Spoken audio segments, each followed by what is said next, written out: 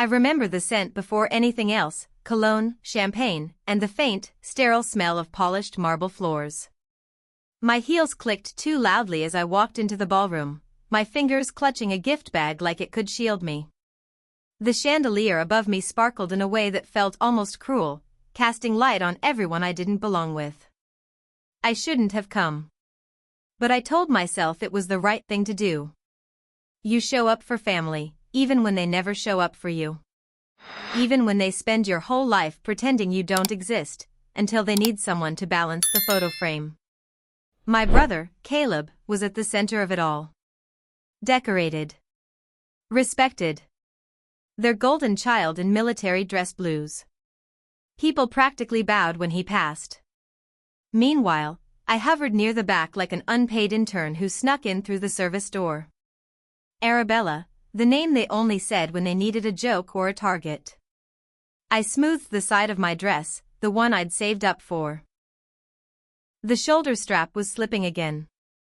It always did that when I was nervous. A woman I barely knew walked past and muttered, "Nice of you to come." Nice? As if I were doing charity by being here. I forced a smile. Wouldn't miss it. Lie. Then my mother saw me. Her face shifted. That polished Southern belle grin of hers thinned, like she'd bitten into something sour. She walked over, heels stabbing the marble with precision. "You didn't need to come if you weren't going to behave," she murmured, loud enough for nearby guests to hear. "I wasn't aware existing was a crime," I replied softly. Her eyes narrowed. Before I could retreat, Caleb swooped in, glass in hand, medals gleaming like they'd never been paid for with someone else's sacrifice. "Oh, Arabella," he drawled, too loud. "Didn't expect to see you here. What's it you do again? Art therapy?" "Oh no, graphic design." "That's right. That's cute." The crowd chuckled. My hands clenched around the gift bag, the ribbon cutting into my palm. I smiled anyway. Well, not everyone gets a built-in fan club. Some of us have to earn our praise. His smirk faltered. Then I felt it. A shift in the air. The kind that makes animals go still. A shadow fell over us. My father. His jaw clenched, his eyes already glassy from his third drink. "What did you say?" he asked, voice low and thick with danger. I opened my mouth. But I didn't get the chance. His fist came so fast I didn't see it. Only heard the crack. Everything stopped. The music. The murmurs. Time. Pain detonated through my face. My jaw snapped sideways. I stumbled. Then his hand gripped my hair, tight, and yanked. I screamed. My scalp burned as he dragged me through the ballroom like I was trash. I saw shoes, polished and still. Faces frozen, shocked but motionless. No one moved. 68 people and not one reached for me. And then I heard it. My mother's laugh. A high, delighted sound like this was some soap opera she got front row seats to. Then Caleb's voice, clapping behind us. "You had it coming." That ooh worse than the punch. He let go at the entrance, flinging me forward. I crashed against the wall, lips split, knees scraped, hair tangled like a bird's nest. The doors slammed behind me. Outside, the air was cool. But I couldn't breathe. I staggered down the sidewalk like a broken puppet, one heel gone, dress twisted. I didn't look back. I couldn't. Because if I did, I might scream, and I wasn't sure I'd ever stop. When I got to my car, my hands were shaking so hard I dropped the keys twice. I climbed in, slammed the door shut, and just sat there. The silence was deafening. My pulse roared in my ears. My mouth tasted like blood and bitterness. In the rearview mirror, a stranger stared back. Swollen lip. Wild eyes. Bruises blooming purple like ink in water. I whispered to myself, this isn't just another night. No, this was war. I pulled out my phone. My hands trembled, but I knew what I had to do. I stared at the screen, thumb hovering over the contacts. Not Dad. Not Mom. Not Caleb. Not anyone who shared my last name. Then I found her. Dana. Law school. A friend from a life I barely remembered. She owed me nothing, but she had once said, "You saved me." Now it was time for her to return the favor. The phone rang 3 times. "Arabella," she answered groggily. My voice cracked. "I need help." She didn't hesitate. "Talk to me." And I did. That night, after the call with Dana, I didn't sleep. I curled up on my couch, wrapped in a hoodie that still smelled like art school and coffee, and stared at the ceiling as memories clawed their way up through the silence. Not memories I'd invited, but the kind that banged on the doors of your mind until you opened them, shaking. People always assumed the worst thing that ever happened to me was getting hit by my father in front of a room full of strangers. It wasn't. The worst thing was everything that came before. Quiet things. Things with no bruises, just cold glances and empty chairs at birthday dinners. When I was 14, my father shoved me into a wall for rolling my eyes during a dinner party. It was subtle. Fast. I remember the sound my shoulder made more than the pain. My mother laughed it off. "Teenage drama," she told the guests. One of them actually nodded and said, "You've got to keep them in line early." That was the moment I learned. My pain was punchline material. I was invisible unless I made them look bad. Then I was the problem child. Every holiday, Caleb was the star. His gifts were wrapped in gold foil. Mine were often forgotten or picked up last minute. One year, I got a gas station gift card in a used envelope. My name was misspelled. My father laughed like it was some hilarious prank. "You're the artsy one, right?" he said. "Make something out of that." He used to say things like, "You're wasting your potential." Translation: "You're not doing what I told you to do." He wanted me to go into law, like him. But even as a kid, I hated courtrooms and suits and rules made to protect people like him. I loved color. Texture. I painted entire worlds just to survive the one I was trapped in. They didn't understand it, so they mocked it. My mother told people I was in between careers, even when I had steady freelance work.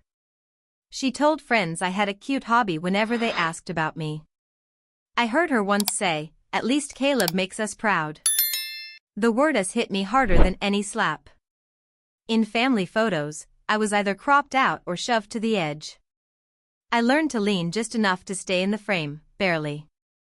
And through it all, I stayed quiet. I internalized everything. Turned it into art, into silence, into self-doubt. I told myself I was the crazy one. The ungrateful one. The fragile one. Because when people say, "That's just how he is," enough times, you start to believe maybe it is you. Maybe you're too dramatic. Too emotional. Too much.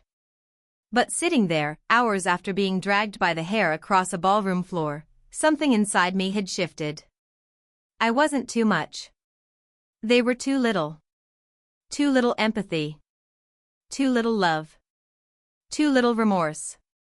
And I was done making myself smaller to fit inside their mold. I grabbed my sketchbook. It was old, edges worn, cover stained with charcoal and spilled coffee. But it was mine. I flipped to a blank page, took a deep breath, and started drawing. Not for clients. Not for commissions. For me. I sketched a girl with tangled hair and blood on her lip. Her fists were clenched, not in fear, but in resolve. The lines weren't perfect, but neither was she. She didn't need to be. She just needed to exist. When the sun finally rose, it painted gold across the room. My jaw still throbbed, and my scalp ached, but something else pulsed beneath the pain. Clarity. This wasn't a cry for help. This was a declaration. The girl they tried to silence was done whispering. By morning, I was sore in places I didn't know could hurt. My face was tender, the side of my jaw pulsing in rhythm with my heartbeat. My scalp still stung where his hand had clenched my hair. But none of it compared to the fire building inside me. I wasn't crying anymore. I was calculating. I made coffee with shaking hands, not to drink, but because the ritual calmed me, something familiar in a world that had flipped upside down. The moment the mug clicked against the counter, I knew what I had to do. I picked up my phone and scrolled. Dana's name stared back at me, still saved under Dana, law school savior. I hadn't spoken to her in over a year. Life, work, pride, it all got in the way. But she was one of the few people who had ever seen me unravel and hadn't turned away. We met in our early 20s, both broke and burning out fast. I once covered half her rent when her scholarship didn't come through in time. She'd cried when I did. Told me I saved her. Now, I needed her to help me save myself. I hit call. 3 rings. Arabella? Her voice was husky with sleep, but alert in seconds. I need help, I said, my voice barely above a whisper. What happened? I told her. Every single word. From the moment I stepped into that ballroom, to the sharp sound of my father's fist connecting with my face. My mother's laugh. Caleb's applause. The dead silence of 68 guests who watched and did nothing. She didn't interrupt. Not once. When I was done, there was a beat of silence. Then her voice came low and firm, "Come to my office. Tomorrow. Early. We're not letting them get away with this." For the first time in hours, I felt the faintest flicker of something close to hope. But hope wasn't enough. I needed protection. And for that, there was only one person I trusted. Rick. My landlord. An ex-cop turned private investigator who had retired into a grumpy, solitary life in our building. He rarely said much, but he always noticed everything. The kind of man who could tell what kind of day you were having just by the way your keys hit the floor. He once helped a neighbor find her runaway daughter. Quietly. No fanfare. No charge. I scrolled to his contact and hit call. Voicemail. Rick, it's Arabella. Something happened. I'm not safe. I need your help. Please call me as soon as you get this. My voice cracked on the last word, but I ended the call before the tears could push through. 5 minutes later, my phone buzzed. Text from Rick, "You're safe. I'll dig." Just 3 words. But they felt like a shield. I stared at the phone for a long time, the screen blurring slightly before I blinked hard. And then, I moved. Slowly, like someone relearning their body. I washed the dried blood from my face. I pulled on an old hoodie and sweatpants, clothes that didn't ask for attention. I wrapped a dish towel around some ice and pressed it to my jaw. The sting grounded me. Kept me focused. Then I did something that felt both terrifying and empowering. I took out my laptop. I opened a new folder. And labeled it, Evidence. One by one, I uploaded the photos from last night, my face, my torn dress, the scratches on my arms. I copied voicemails, texts. I even opened an old USB drive and started pulling any documents I had left from my trust fund. Bank reports. Emails from my father's financial advisor. I didn't know what would be useful, but I wasn't taking any chances. This wasn't about bruises anymore. This was about erasure. They'd tried to erase me from the family, from the narrative, from their legacy. And now? Now, I was writing myself back in, line by line, image by image. By the time the sun had climbed fully over the rooftops, I wasn't just angry. I was ready. Ready to fight. Ready to be loud. Ready to stop surviving. Because this wasn't just my breaking point. It was my beginning. Rick didn't knock when he came up to my unit later that afternoon. He simply texted, "I'm outside." When I opened the door, he held a folder thick enough to make my stomach twist. "Can I come in?" he asked, voice low and grave. I nodded silently, stepping aside. Rick didn't believe in small talk. He sat down at my kitchen table, set the folder between us like a weapon, and looked me dead in the eye. "I pulled some financials," he said. "It's not just what happened last night, Arabella. It goes deeper." He flipped the folder open, revealing spreadsheets, transaction records, bank transfers, all annotated in red pen. It looked like a financial crime scene. "These are wire transfers from your trust," he explained. "Your name. Your fund. But the money's not in your account anymore." I blinked, confused. "Where did it go?" "To shell companies," he said, tapping the names. "Look familiar?" I scanned the documents. No names I recognized at first, just corporate-sounding nonsense.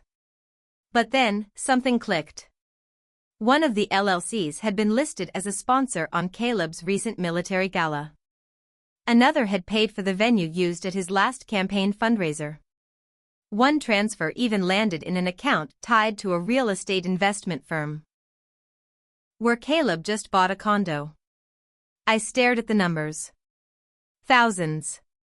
Then tens of thousands. Then six figures. Gone. My throat tightened. "This is mine?" Rick nodded. "Legally, yes. The trust was set up in your name when you were a minor. Your father had access, as trustee, but only to manage, not to spend. This?" He pointed again. "This is theft." My hands trembled slightly as I flipped through the pages. The printouts blurred, not from tears, but from disbelief. Shock doesn't always come with screaming, it's quiet. Cold. Like a wave that sucks the breath out of your lungs before it crashes.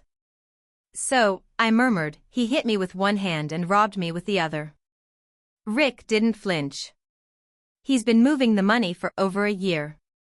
I think this promotion party was just the final flourish." I remembered the ice sculpture at the center of the ballroom. The designer champagne. The catered menu flown in from New York. Caleb had always said he was making moves. Turns out, they were mine. "He used me to decorate his career," I whispered. Rick leaned back in his chair, watching me. "It's not just abuse anymore, Arabella. It's fraud. Grand larceny. Federal-level charges. You could take this to court." "You should." I stared down at the records again, page after page of betrayal disguised as accounting. Memories rushed back uninvited. My father sitting at the head of the dinner table, sipping scotch, telling me to be grateful for what you're given. My mother brushing aside my questions about college funds with a breezy, "It's all handled, darling." They were never handling it for me. They were handling it for Caleb. I reached for my phone and snapped a photo of the most damning page, the side-by-side record of a wire transfer from Arabella Hargrove Trust into a shell company account, then out again to pay for a luxury SUV listed in Caleb's name. I sent it to Dana with a single text. "Change of plans. I want it all on record." Her reply came almost instantly. "Then we play dirty." I looked at Rick. "What's next?" He tapped the folder. "This is just the start. I can dig deeper, find out who helped, how far it spreads. But you need to decide, are you ready for what comes next?" I closed the folder carefully, like it might burn my fingers. "I don't want revenge," I said, though my voice betrayed the storm behind it. "I want the truth. And I want them to feel it." Rick gave a small nod of approval. "Then you're going to need more than files." He stood, reached into his jacket pocket, and handed me a small flash drive. "Security footage. Lobby cam caught your father dragging you. Might come in handy." He paused at the door, then turned. You're not crazy. You're just finally seeing the whole picture. And with that, he left. I sat alone in the quiet for a long time. Not crying. Not shaking. Just staring at the folder. At the digital wreckage of my family's reputation, built on my silence and my stolen future. They'd always told me I was fragile. Turns out, I was flammable. And now? Now I was ready to burn the lies to the ground. 2 days after Rick gave me the folder, I got the message. Not a call. Not even an apology. Just a text from my mother, we'd like to talk. Come by the house tomorrow at noon. No explanation. No warmth. Just expectation, like I was still the girl who would drop everything at the sound of her voice. I stared at the screen for a full minute before replying. Fine. 1 hour. Then I sent the location and time to both Dana and Rick, along with one sentence. If I don't text you by 1:30, call the cavalry. The morning of the meeting, I didn't bother with makeup. I didn't bother brushing my hair. I wore a black turtleneck and slacks, clean, sharp, unshakable. Oversized sunglasses hid the fading bruise on my cheekbone. I wasn't there to look polite. I was there to look dangerous. The neighborhood hadn't changed. Perfect lawns. Painted mailboxes. Silence that reeked of old money and buried secrets. I parked at the curb and sat in the car for a few moments, gripping the steering wheel like it might bite me. Catherine's voice echoed in my mind. If it feels wrong, leave. Don't give them anything. I got out. My mother opened the door before I could knock. Her expression was carefully crafted, soft eyes, hands clasped, pearls at her throat. Arabella, she said like it hurt. Thank you for coming. I walked past her without a word. Inside, everything smelled the same. Lemon polish. Floral candles. Manufactured calm. My father was already in the formal living room, seated in his leather armchair like a judge in court. Caleb lounged on the couch, scrolling his phone, the same smug smirk glued to his face. On the coffee table, a neatly stacked set of papers. I knew what they were before I sat down. We asked you here, my mother began, sitting opposite me, because we want to resolve this unpleasantness, privately. Caleb snorted. Yeah, before you embarrass yourself even more. I didn't look at him. I didn't need to. This is an agreement, my father said, pushing the papers toward me. We're offering a generous settlement. In return, you walk away. Quietly. No drama. No accusations. My fingers skimmed the top page, non-disclosure agreement. Waiver of legal claims. A muzzle. Dressed up in lawyer speak. How generous. I asked, just to hear them say it. Enough to make this go away, my father said, jaw tight. I see, I said, leaning back. So my silence has a market value now. It's a bruise, Arabella, Caleb said, eyes still on his phone. Why blow up the family over that? I turned to him, voice steady as ice. You watched him hit me. You clapped. That's not. My gaze sharpened. You think I care about family? My mother leaned in then, voice syrupy and lethal. This protects all of us, dear. Including you. That's when I saw it. A small black object tucked just behind the lamp. Almost invisible. A recording device. They weren't just buying me off. They were baiting me. Waiting for me to lose it so they could twist the narrative. Again. I smiled. You know what's funny? I said, picking up the NDA. You think I walked in here as the same Arabella you used to control. I slowly turned toward the lamp. You think I didn't notice your little insurance policy? My father stiffened. Caleb's fingers froze. You think you can throw me pennies from my own stolen fund, I said softly, and I'll roll over like always. My father slammed his palm on the table. Don't you dare play the victim? I'm not playing anything, I cut in. This isn't a negotiation. This is your warning. My mother's mouth opened in horror, like I'd slapped her. Caleb sat upright now, finally rattled. You're bluffing, he hissed. I stood up, smoothing my shirt. Keep thinking that. And I walked out. Outside, the autumn air hit like a slap, but not one I feared. My hands shook, not from anxiety, but clarity. They thought this was about a bruise. They thought this was about hush money. They didn't realize they'd just handed me my final proof. They wanted silence? They should have left me unbroken. The next morning, the city felt too quiet. You know that eerie stillness before a thunderstorm? That's what it was like. The sky was gray, the sidewalks damp with a fresh rain, but the storm wasn't in the clouds, it was in my inbox. The video was ready. Rick had delivered. Unedited. Unfiltered. Brutal. It showed everything. My father's fist. His hand in my hair. My body being yanked across polished floors while 68 people stood frozen like mannequins. Caleb clapping. My mother laughing. No excuses.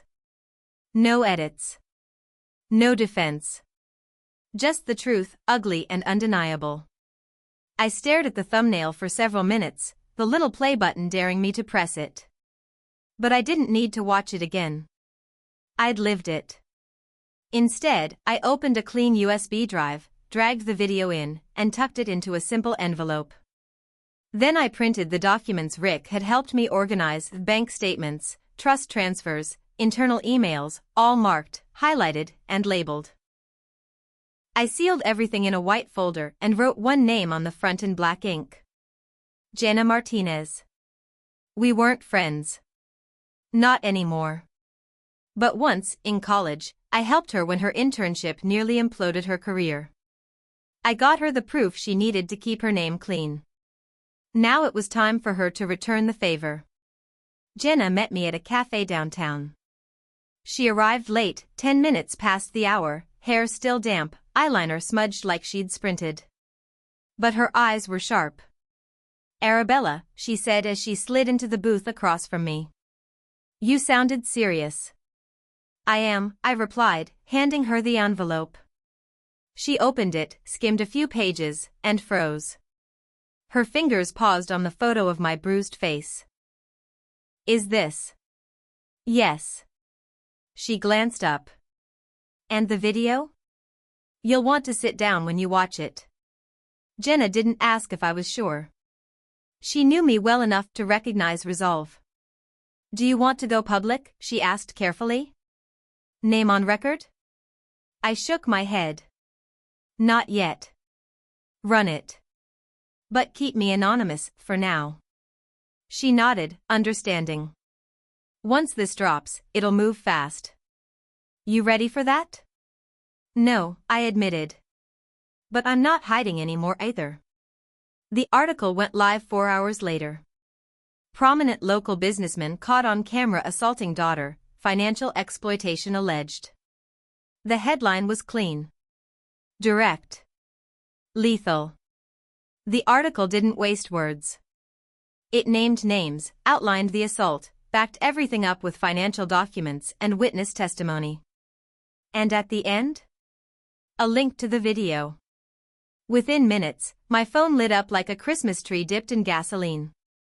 Messages poured in from friends I hadn't spoken to in years, colleagues, old classmates. Some were stunned.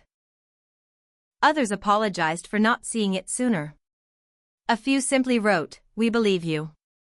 But the most satisfying part? The silence from my family.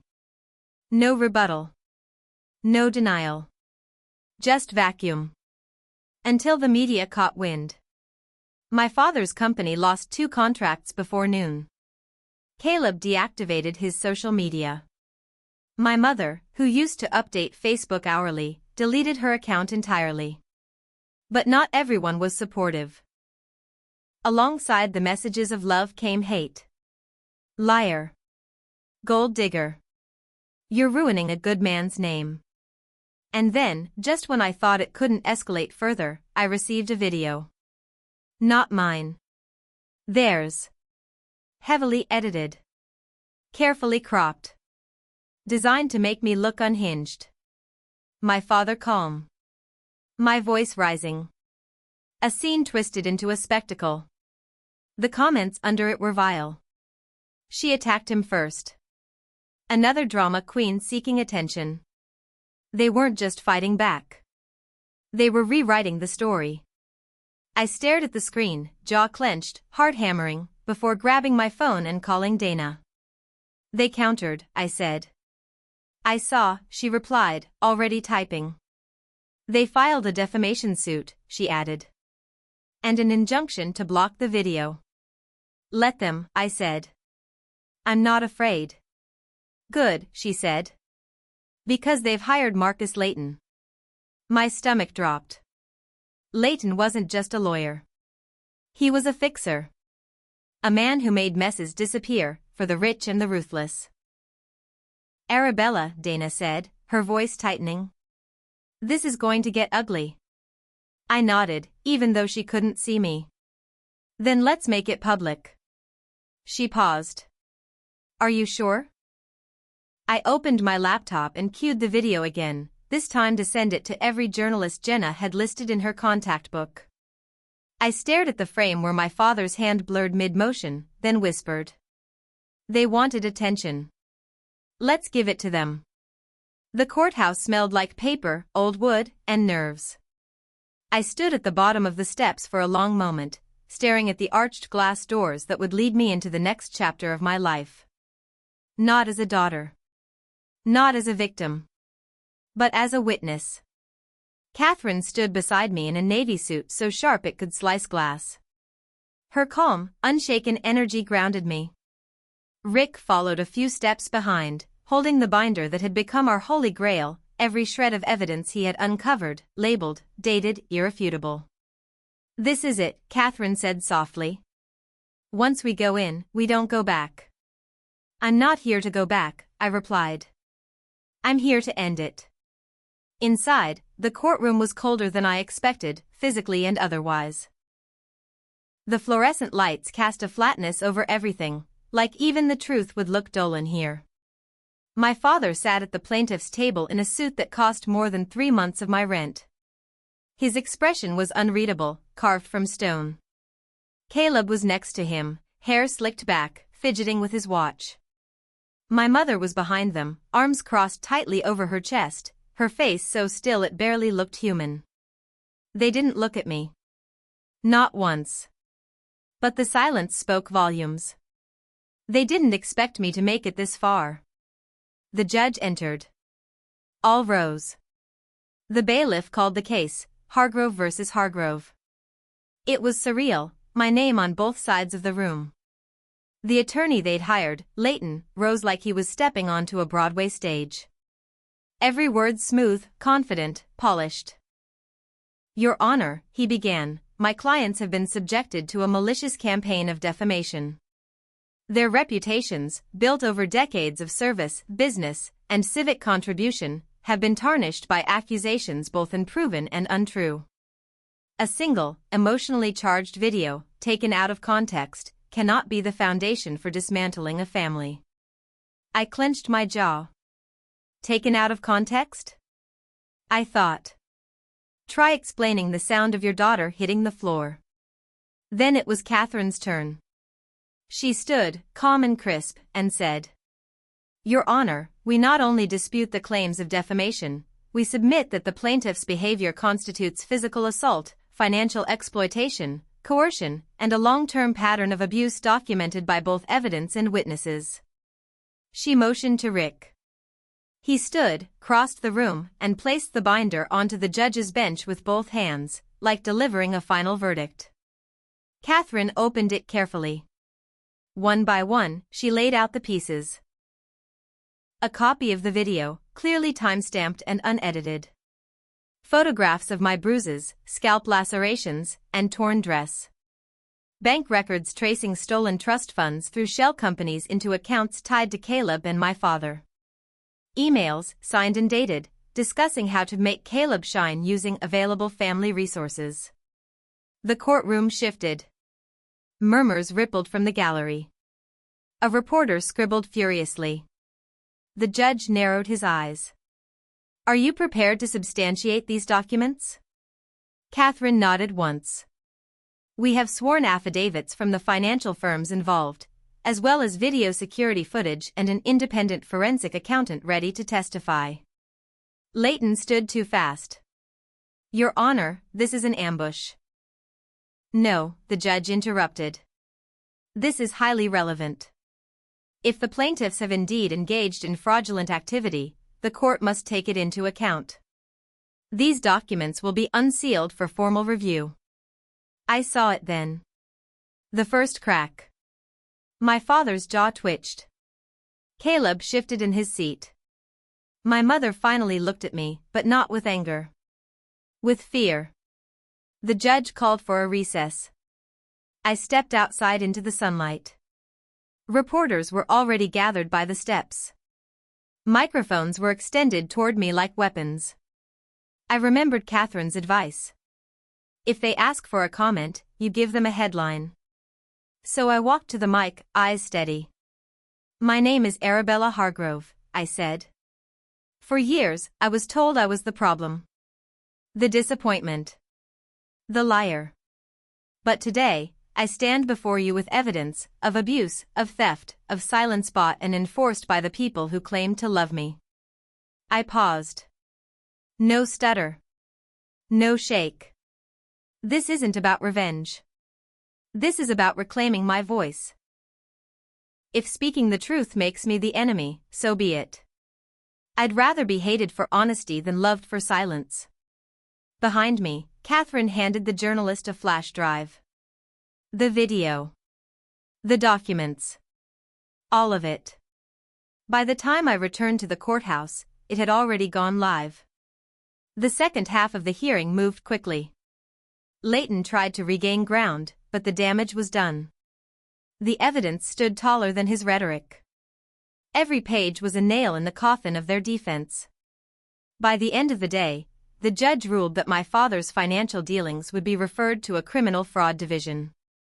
Caleb's military sponsors issued a public statement suspending his promotion. Civil proceedings were allowed to continue, on my terms. As the gavel fell, a hush dropped over the courtroom. I stood. No applause. No hug. No dramatic music. Just me, walking out the same way I walked in. But this time, they looked. They saw me. Not as the black sheep. But as the fire they couldn't smother. By the time I got home from court, my phone had become a live wire, buzzing non-stop, each notification another ripple in the chaos I'd set in motion.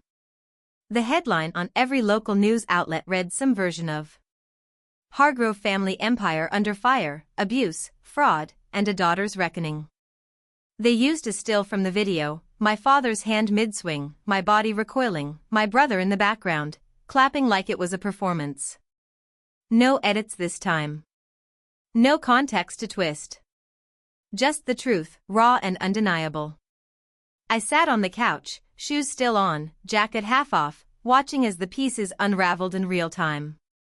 Within hours, my father's company issued a vague statement: "We take these allegations seriously and are conducting an internal review." The board moved faster. By sunset, 2 key clients had pulled out, and shares in his real estate firm dipped by 11%. Caleb's name trended online for all the wrong reasons. His alma mater scrubbed him from their alumni page. The Army released a brief acknowledgement of the pending review into his promotion. And my mother? Still silent. Still absent. No apology. No defense. Just a void where a parent was supposed to be. But that didn't sting anymore. What stung was the message I got from a former neighbor, a woman I hadn't spoken to in 10 years. I always wondered, she wrote. Your eyes always looked too quiet. I stared at the screen longer than I should have. Too quiet. That was the point, wasn't it? They didn't just hurt me. They muted me. Later that evening, I met Catherine and Rick back at her office. She was barefoot, sipping wine, her blazer draped over the back of her chair like armor retired for the night. Well, she said, raising an eyebrow. That was a day. I dropped onto the couch across from her, exhaustion creeping into my bones. Do you feel satisfied? She asked softly. I thought about it for a long moment. Let the question breathe. No, I said finally. But I feel free. She nodded. Rick handed me a glass of water like I'd just finished a marathon. In some ways, I had. I don't want to be the face of family trauma, I said. I just want to be me. You get to be, Catherine replied. That's the point. Before I left, I reached into my purse and pulled out the necklace my mother had ripped off at Caleb's party, the tiny silver locket my grandmother had given me before she passed. I held it in my hands for a second, the metal cool and familiar. Then I clasped it around my neck again. This time, I whispered, it stays. As I stepped out into the cool evening air, the city no longer felt like something I had to survive. It felt like something I could finally live in. The lies had fallen. The truth had echoed. And I was still standing. 2 days after the article went viral, the world didn't magically fix itself. But I did. Piece by piece. No headlines, no applause. Just quiet decisions. I didn't go back to my old apartment. I didn't check my family's social media. I didn't answer the unknown number that kept calling me late at night. I didn't need to. Because the story had already shifted, and I was finally the one holding the pen. There was a moment, standing in my kitchen with the morning sun sliding through the blinds, where I realized something profound. I wasn't waiting anymore. Not for validation. Not for apologies. Not even for closure. I had become my own witness. My own advocate. My own damn revolution. For years, they taught me to shrink. To sit still. To swallow pain like it was polite. To protect their reputation at the cost of my reality. But the silence they built around me? I'd turned it into something louder than they could ever control. I spent that morning assembling a small box. Inside, I placed copies of the court documents, photos, the original flash drive, and a folded note that simply read, "This is not shame. This is proof that I survived." Then I sealed the box and tucked it onto the top shelf of my closet, not to forget, but to remember who I had to become to get here. That afternoon, I walked into a new gallery, one that had rejected my portfolio years ago, and requested a meeting. The manager hesitated when I gave my name. "I think I've heard of you," she said cautiously. I smiled. "You will." As I stepped back out onto the street, the wind caught my hair. No bruises. No shadows. Just me. Not perfect. Not healed. But loud. And alive. And completely unbroken. For the first time, I wasn't the story they wrote. I was the woman who rewrote it. In a world that often rewards silence and punishes truth, Arabella's story reminds us that the most radical act of courage is choosing to speak. She was not born strong, she was shaped by pain, betrayal, and the unbearable weight of being invisible in her own family. But when the moment came, she didn't just endure, she rose. Her courage was not in the courtroom or the headlines, but in every quiet decision to stand her ground, every breath taken after trauma, every truth spoken when it would have been easier to stay quiet. Loyalty, she learned, is not blind allegiance to those who harm you, it is loyalty to your own voice, your values, your truth. And sometimes, the most loyal thing you can do is walk away from the people who use love as a leash. Arabella's journey was not about vengeance, it was about reclamation of her power, her name, her future. She taught us that justice isn't always dramatic, it's often slow, painful, and deeply personal. But it begins the moment you stop asking for permission to exist. In choosing to live out loud, she broke generations of silence. The bruises faded, but the lesson endured. You are not defined by those who failed to love you properly. You are not what they called you in anger. You are the author of your own life. And in the end, the people who tried to silence her underestimated one truth: those who survive in silence eventually become the loudest voices of change.